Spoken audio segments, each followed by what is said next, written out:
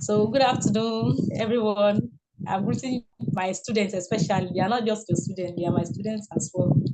And I'm really excited to be speaking to every one of you at this moment. All right, my name is Z.P.H.S Ilavaram. I'm an education officer within the Lagos State Teaching Service Commission here in Nigeria.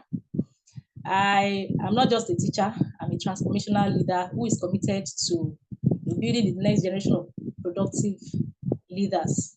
I believe that every child has got a talent, every child has got an ability. And that ability is what I must discover as a teacher and help that child to nurture that ability and become the best version of him or herself. Thank you very much for having me. Hello. How are you, ma'am? I'm very fine, thank you. What's your name? My name is Subramanya Srinivas. What strengths and weaknesses Okay. characterize the Nigerian education system? Okay, so you're asking about the strengths and weaknesses of the Nigerian education system. If I got you right, is that Yes, ma'am. all right? So, like I was saying, the Nigerian education system is characterized by a lot of strengths and weaknesses. And if I may tell you, some these intelligent students that we have in Nigeria, even our teachers, their passion is second to none. We have a lot of teachers who are doing really well in the education space. They are passionate about their job. They are really committed about bettering the lives of their students. And many of these teachers, they have also equally received recognition even home and abroad. I'll give you a notable example. That's in the person of Miss Adiola Adefemi. She moved from being the Lagos best teacher, that's in Nigeria, to being the overall best teacher in Nigeria. And currently, she's the best teacher in Africa. So you can see, she's not just the only one. I can mention a few names like Olasukomi Opefa, we have Olamileko Adeekon, we have people like Kemi Ogunsoya, Adeola Akisulere, quite a number of them. I can't even exhaust if I start mentioning their names. So we have a lot of teachers who are really passionate about this job and they are going, beyond and above for their students. And many of these students have turned out to become excellent students who are winning awards even across Nigeria and internationally.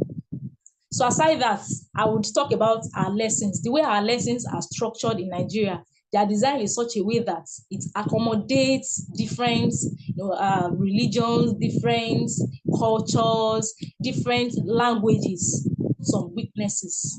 But I would like you to know that many of these weaknesses are being worked upon. Our government is trying day by day, even individuals and organizations, they are trying day by day to ensure that we overcome these challenges and achieve quality education for every child. And one of the things I would mention as part of our challenges or weaknesses is that in many of our schools, particularly in the rural communities, we have low facilities in terms of infrastructures. They are not very adequate, and even our educational resources, we don't have enough of them. And all of these things are actually lacking, and they are impeding on the effectiveness of teaching and learning activities. And coming to our teachers too, as much as they are putting in their effort, putting in their best to dish out quality education to our students, many of them are being underpaid. So these are the challenges we are facing at the moment. But Miss Kehendi, actually, I have been to USA in the year 2022. So where I met one Nigerian English teacher, Avalania. Of course, you must have known her, and she is also a familiar icon in your country.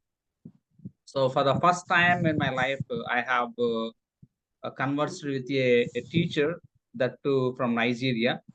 So her accent in English reminds me of your accent because it looks like Nigerians all speak English is that much fluently as like that Avalanya and you, and I have already contacted with some other teachers from your country, and they all speak in that way.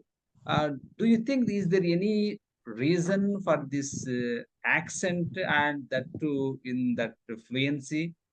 Is it because of the mother tongue influence, or is English is the mother tongue of Nigeria? What must be the reason? Well, I can say that the background is basically from the modern tongue influence. Yes, so that's the major factor that influences the way most Nigerian teachers, not just teachers, even Nigerians as a whole, our culture has a way of influencing the way we do things, from our language to our dressing to our comportment and the rest of it.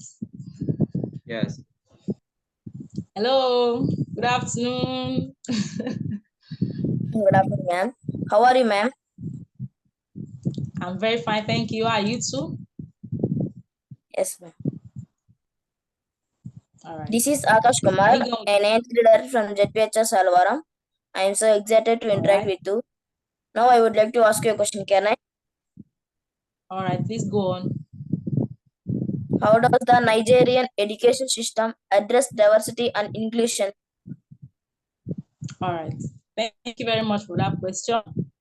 So I will just go straight to the point. Nigeria's education system is addressing diversity and inclusion in different ways. So I would mention firstly through our education policies. You know, our education policies are,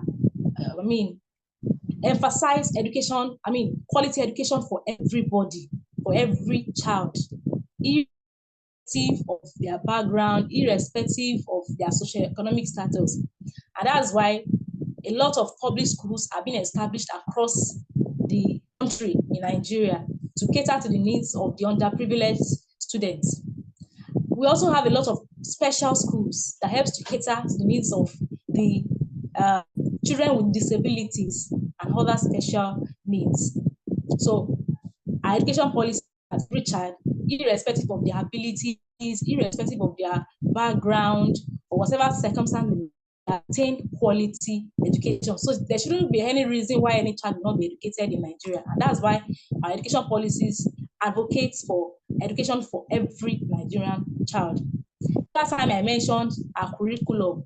Our curriculum is designed in such a way that it includes everybody. It accommodates all kinds of learners in the classroom, regardless of your culture, your language, your tradition, your religion, even regardless of your learning styles.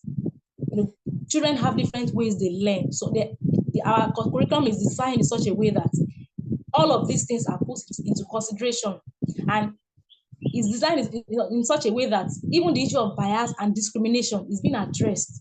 So there is no need for bias. There is no situation of discrimination in the classroom.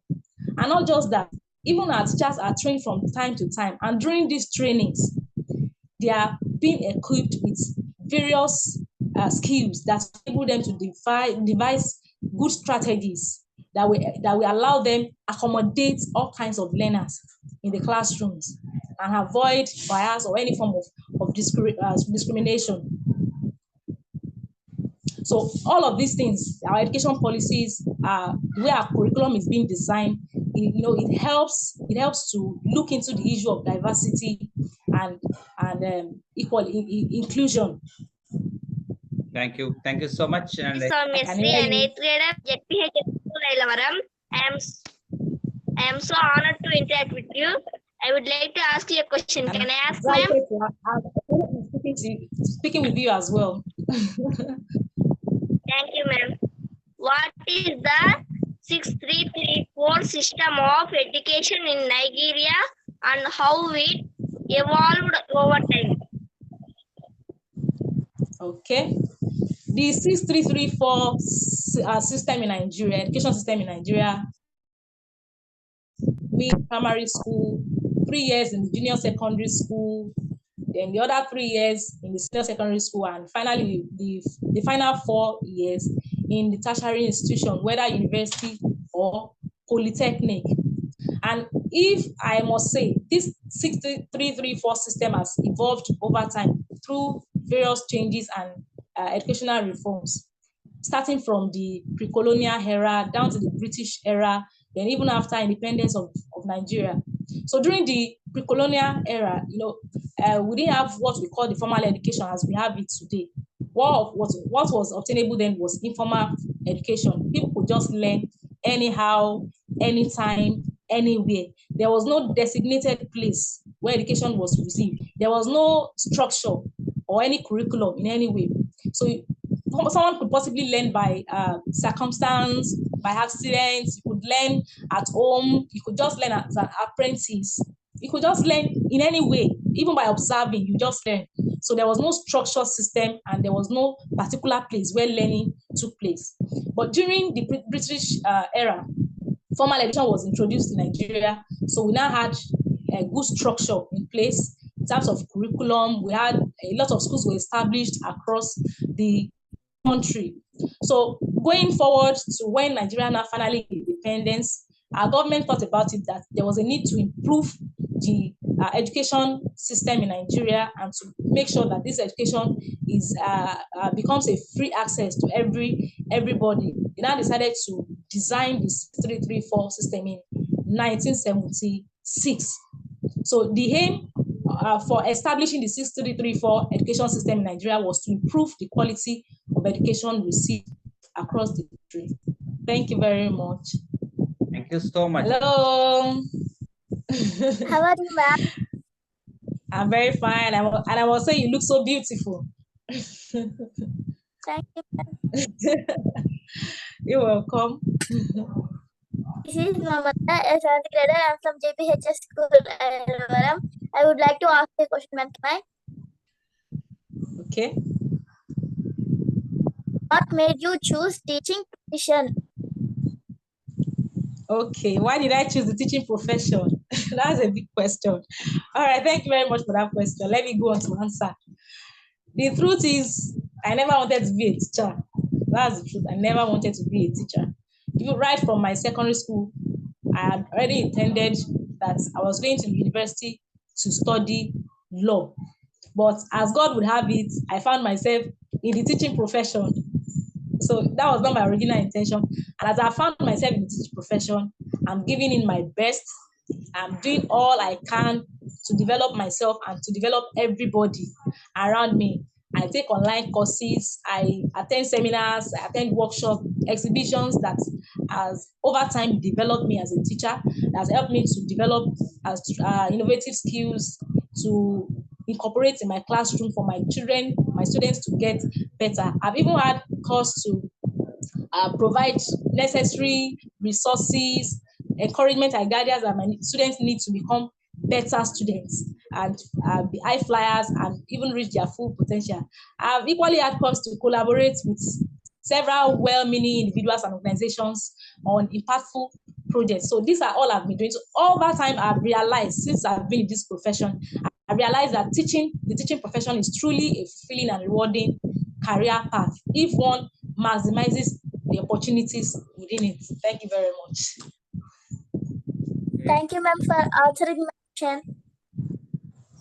Okay, and here is actually a question. On behalf of one of my students, I am asking this question. That girl who opted this question is not with us right now. Her question is, what is your philosophy of life? What is mine? Okay, philosophy of life. All right, I got your question. All right, when I was introducing myself the other time, I said I'm the kind of person who believes in the untapped potential of every child. I believe that every child, irrespective of their circumstance, irrespective of their background or economic status, they all have talents. They have unique abilities. They have unique strengths that is waiting to be discovered and nurtured. So I believe that every child, no matter where they come from, no matter what they've been through, they have unique qualities that I can actually identify as a teacher, nurture and develop and make sure that this child becomes the best version of him or herself. And that's why I allow this reflect in my actions as a teacher. I relate on a personal level with my students. If you have seen me with my students, you think probably we are siblings. So I don't distinguish between myself and my students that much. I make sure that I bring myself so low for me to be accessible at any time. They can approach me on any issue. They can just pour their minds to me on a personal level. I make sure that I provide the necessary resources, encouragement, and guidance that they need to become better people. So this is my relationship with my students, and this is how I've been nurturing their individual talents. If you find my recent post on Facebook, I said in every child there is an A. So it now requires the teacher, is the duty of a particular teacher to identify that A and make it an A plus. So I don't believe that any child is dull. I don't believe that any child is useless. Every child to me is useful. It will only take an understanding teacher to be patient to discover that unique strength that child possesses and capitalize on that strength, work on it, and help that child become a better person. Many children are out there and they are yet to discover themselves, but it will now take a lot of effort from teachers to be able to identify the unique strength that those students possess and help them to actualize their dreams and reach their full potential. Thank you very much.